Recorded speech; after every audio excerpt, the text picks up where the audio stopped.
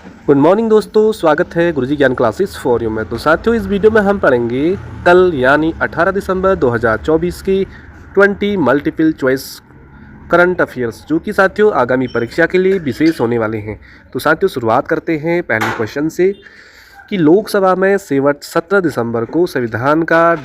संशोधन विधेयक 2024 पेश किया गया, जिसे एक राष्ट्र एक चुनाव के रूप में जाना जा रहा है, वन नेशन वन इलेक्शन के रूप में जाना जा रहा है। तो साथियों, लोकसभा में कौन सा वह संविधान संशोधन हुआ? तो 126वां, 27वां। तो इसका ऑप्शन नंबर डी राइट है। 129वां संविधान संशोधन के तहत साथियों एक राष्ट्र एक चुनाव के रूप में जाना जाता है। बढ़ते हैं फ्रेंड्स अगले क्वेश्चन में। अगला क्वेश्चन है आपके मोबाइल स्क्रीन पे। हाल ही में कहाँ उर्दू के मशहूर शायर मिर्ज़ा गालिब की जयंती पर रिमेंबरिंग गालिब समारोह आयोजित किया गया? तो साथियों, इसका सही जवाब है ऑप्शन नंबर बी, नई दिल्ली में। तो फ्रेंड्स, आपको वीडियो स्किप नहीं करनी है, सारे करंट अफेयर्स याद करने हैं, देखने हैं। हाल ही में किस राज्य ने वैश्विक योग केंद्र बनने के लिए भारत की पहली योग नीति का अनावरण किया? तो वैश्विक योग केंद्र बनने के लिए साथियों भारत की पहली योग नीति का अनावरण करने वाला जो राज्य बन गया है अपना उत्तराखंड। ऑप्शन नंबर डी बिल्कुल सटीक ऑप्शन है।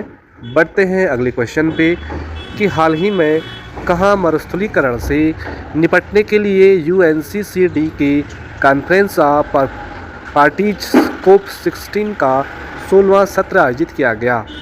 COP16 का जो सत्र आयोजित किया गया साथियों, वो किया गया रियाद में। ऑप्शन नंबर सी बिल्कुल आपका सही जवाब है। बढ़ते हैं अगले क्वेश्चन में। अगला क्वेश्चन है कि हाल ही में कहाँ 10वां अंतर्राष्ट्रीय वन महोत्सव शुरू हुआ?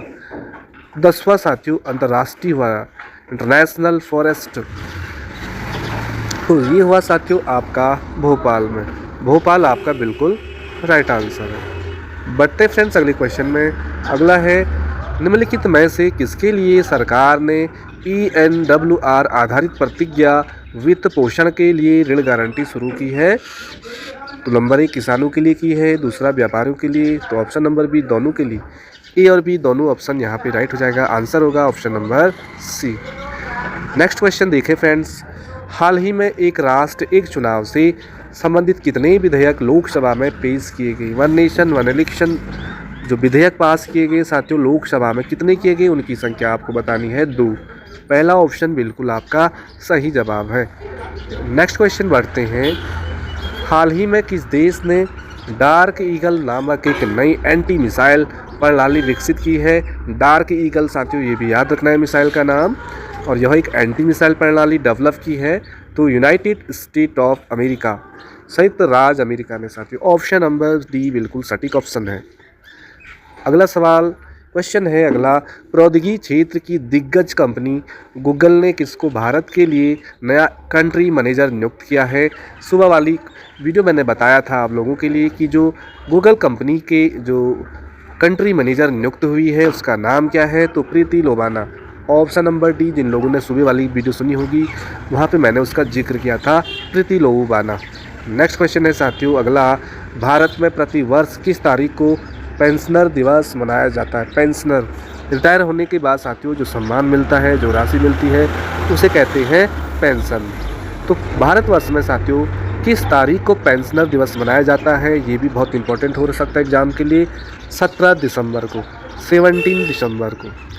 बढ़ते फ्रेंड्स अगले क्वेश्चन पर। अगला क्वेश्चन है कि शिक्षा मंत्रालय के अनुसार सरकार PM श्री योजना के अंतर्गत कितने जवाहर नवोदय विद्यालय विकसित करेगी? तो साथियों 620, पहला ही ऑप्शन राइट है। 620 जो स्कूल्स हैं सरकार PM श्री योजना के अंतर्गत इनको जवाहर नवोदय विद्यालय के रूप में विकसित करने जा रही है। अगला है कि रिसेंटली कह रहा है हाल ही में कौन सा देश आधिकारिक तौर पर ट्रांस पैसिफिक व्यापार समझौते का 12वां सदस्य बन गया है? रिसेंटली कह रहा साथियों, तो ट्रांस पैसिफिक व्यापार समझौते का जो 12वां सदस्य देश बन गया वो है अपना ब्रिटेन। ब्रिटेन आपको याद रखना है। नेक्स्ट देखिए साथियों, अगला क्वेश्चन है आपकी स्क्रीन पे कि हाल ही में प्रधानमंत्री नरेंद्र मोदी ने जयपुर में राजस्थान सरकार के 1 वर्ष पूरे होने पर कितने करोड़ की लागत वाली परियोजनाओं का उद्घाटन और शिलान्यास किया। तो राजस्थान में साथियों बीजेपी गवर्नमेंट से वहाँ पे मोदी जी ने अभी हाल ही में रिसेंटली 46,300 करोड़ रुपये की जो लागत परियोजनाओं का उद्घाटन और शिलान्यास किया है प्रधानमंत्री जी ने राजस्थान में। अगला देखिए, हाल ही में किसके द्वारा नई दिल्ली में फिट इंडिया साइकिलिंग पहल को शुरू किया गया है। फिट इंडिया साइकिलिंग जो पहल है साथियों, उसकी शुरुआत दिल्ली से हुई है। किसने किया है कह रहा है को केंद्रीय युवा मामले एवं खेल मंत्री, केंद्रीय युवा मामले एवं जो खेल मंत्री हैं साथियों, इनका नाम आपको कमेंट सेक्शन में करना है। इन्होंने साथियों फिट इंडिया साइकिलिंग पहल की शुरुआत कर ली है। अगला देखिए, अगला क्वेश्चन, हाल ही में कहाँ देश के सबसे बड़े एयर कार्गो हब बनाने की घोषणा हुई है। देश का कह रहा साथियों एयर कार्गो हब, तो साथियों ये बनेगा नोएडा में। नोएडा आपको याद रखना है।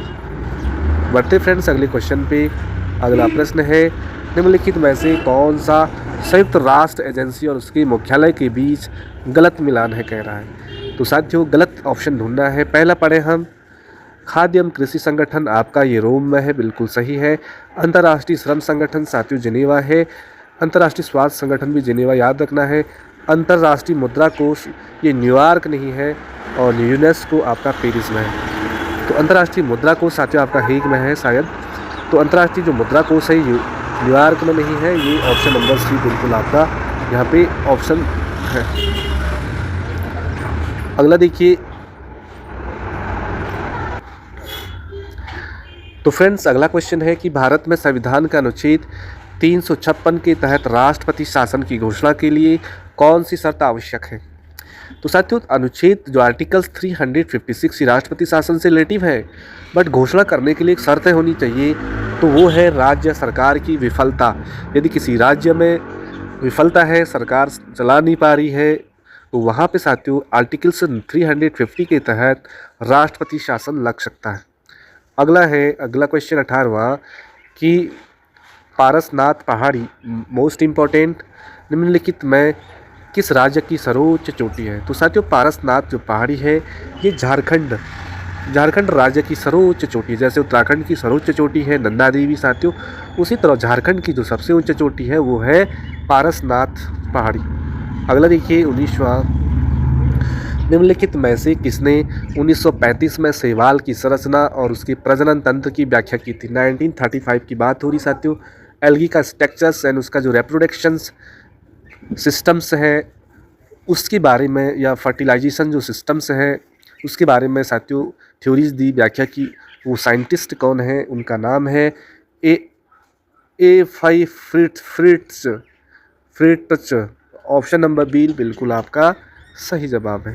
तो फ्रेंड्स आज का आखिरी क्वेश्चन है 20 होगी इम्पोर्टेंट क्वेश्चन कि निम्नलिखित में से कौन सा आर्थिक संकेतक भारत में आर्थिक विकास को मापने के लिए उपयोग किया जाता है। तो जीडीपी विकास दर साथियों, गुड सर्विस टैक्स जिसे बोलते हैं, जीडीपी विकास दर पहला ऑप्शन आपका बिल्कुल राइट है। तो फ्रेंड्स ये 20 क्वेश्चन आपको 18 दिसंबर 2024 के इंपॉर्टेंट लगे होंगे।